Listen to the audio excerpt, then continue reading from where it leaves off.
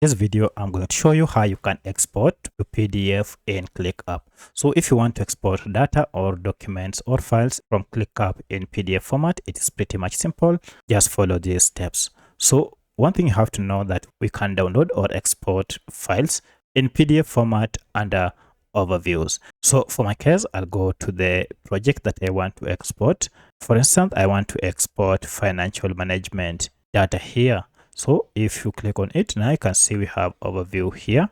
Go ahead and click on it and you'll see we have an option to download as PDF. So if you click on download as PDF, this will go ahead and create a PDF file. Wait until it processes the files and it will download it automatically. You can see here is my overview of this report. So that's how you can export from ClickUp in PDF format. If you have any other question, kindly let me know in the comment section. Otherwise, thanks for watching and let's meet in the next video.